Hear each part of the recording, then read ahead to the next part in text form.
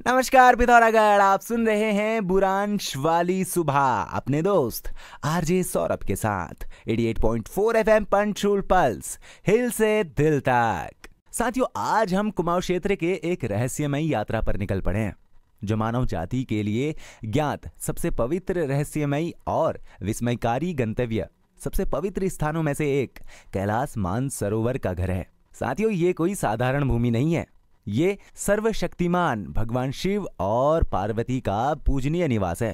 साथियों, एक ऐसा स्थान जहां दिव्यता स्वयं आकार लेती है, जहां की वादियां सांस लेती है और जहां ब्रह्मांड भी श्रद्धा से झुकता प्रतीत होता है। इस चर्चा को और भी खास बनाने के लिए आज हमारे साथ में हैं भारतीय सेना के एक विशिष्ट अतिथि कैप्टन शुभम सहाय, जिन्होंने कैलाश मानसरोवर की भव्यता को करीब से देखा है।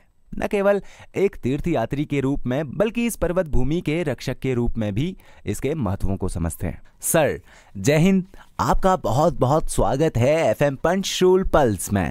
Thank you, it's a pleasure to be here. Sir, सबसे पहले तो हमारे श्रोताओं को ये बताइए कि कैलाश पर्वत का महत्व क्या है। हिंदू पौराणिक कथाओं के अनुसार इसे भगवान शिव का निवास स्थान माना जाता है। इसके अलावा वेदों में भी मोक्ष प्राप्ति के लिए कैलाश पर्वत का उल्लेख किया गया है और इसी मार्ग का उपयोग पांडवों और द्रौपदी ने किया था। कुछ लोगों का यह भी मानना है कि कैलाश पर्वत की परिक्रमा करने से लोग पुनर्जन्म के चक्र से मुक्त हो जाते हैं। सर, आपकी तरफ से हमारे श्रोताओं के लिए नवीनतम समाचार क्या है? समाचार शानदार है। कैलाश मानसरोवर यात्रा फिर से शुरू होगी और इस वर्ष तीर्थ यात्री फिर से सबसे पवित्र तीर्थ यात्रा कर सकेंगे। चीन और भारत ने राजनयिक संबंध स्थापित करने के 75वें वर्ष में दोनों देशों के बीच सीधी उड़ानों के प्रावधान के साथ यात्रा को फिर से शुरू करने का निर्णय लिया है। सर, ये समाचार महत्वपूर्ण क्यों है और इसे फिर से क्यों शुरू किया गया? क्या इस बारे में भी आप हमारे श्रोताओं को कुछ बता सकते हैं? 2020 में कोविड महामारी के बाद कैलाश मानसरोवर यात्रा को स्थगित कर दिया गया था। पिछली यात्रा 2019 में की गई थी, जिसमें लगभग 31,000 तीर्थयात्री को कैलाश पर्वत के दर्शन करने का सौभाग्य मिला था। इसे फिर से शुरू करना भक्तों की इच्छाओं को पूरा करने के लिए भारत सरकार का एक महत्वपूर्ण कदम है। सर, अगर कोई भी इंसान अगर इस यात्रा को करना चाहे, उसका मन हो कि भैया मुझे तो ये वाली यात्रा करनी ही करनी है, तो वो इस यात्रा में कैसे जा सकता है? इस बारे में आप कुछ बता सकते हैं? आधिकारिक अनुमति के लिए आपको विदेश मंत्रालय की वेबसाइट पर पंजीकरण करना होगा, जब ये यात्रा के लिए विज्ञापन खुल जाएगा। इसके बाद लॉटरी सिस्टम के आधार पर आपका चयन किया जाएगा। इस प्रकार यात्रा की तैयारी की प्रक्रिया शुरू होती है। सर, अभी कौन कौन से मार्ग उपलब्ध हैं कैलाश मानसरोवर के दर्शन करने के लिए? कैलाश पर्वत के दर्शन पूरे करने के लिए दो तरीके हैं। पहला यह है कि आप भारतीय क्षेत्र से कैलाश के दर्शन कर सकते हैं। यह लीपू लेक दर्रे से किया जा सकता है, जो कि हमारे कुमाऊं क्षेत्र में ही है। और दूसरा विकल्प लखनऊ या नेपाल के माध्यम से हवाई सेवाओं का लाभ उठाना है। ये हवाई सेवाएं भारत और नेपाल के हवाई क्षेत्र में उड़ान भरती हैं और पर्वत को देखने का अवसर प्रदान करती हैं। दूसरा भौतिक दर्शन है। इसके लिए आप 3 मार्ग अपना सकते हैं। पहला लीपू लेक दर्रा, दूसरा नाथुला और तीसरा नेपाल में नेपालगंज और हिल्सा। सर, अगर तीर्थयात्री लिपुलेख मार्ग लेना चाहेंगे तो उनके लिए यात्रा के कौन से विकल्प हैं? कुमाऊं क्षेत्र सड़क और हवाई परिवहन दोनों से अच्छी तरह जुड़ा हुआ है। दिल्ली से टनकपुर तक रोजाना ट्रेन से यात्रा की जा सकती है।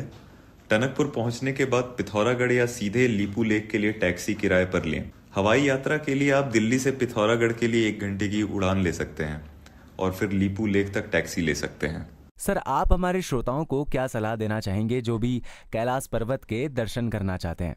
मैं उन्हें मार्ग खुलने का इंतजार करने की सलाह दूंगा।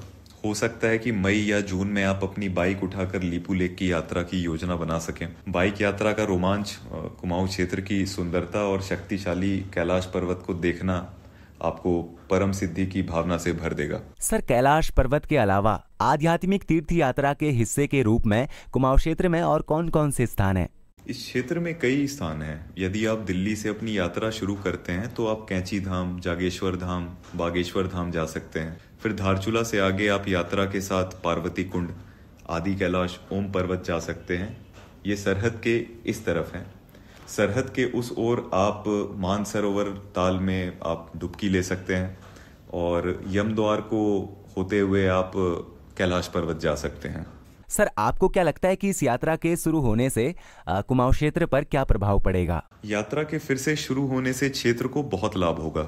यह यात्रा गढ़वाल क्षेत्र में 4 धाम की यात्रा की तरह ही हो सकती है। इससे पर्यटकों की आमद और संबंधित गतिविधियों में तेजी आ सकती है। जब यह क्षेत्र मुंशियारी के माध्यम से गढ़वाल क्षेत्र से जुड़ जाएगा तो यह किसी भी यात्रा उत्साही को उत्तराखंड की देवभूमि का अनुभव करने के लिए एक पूर्ण सर्किट प्रदान कर सकता है। सर, इस तीर्थ यात्रा मार्ग के लिए सरकार ने क्या पहल की है? खैर, कनेक्टिविटी में काफी सुधार हुआ है।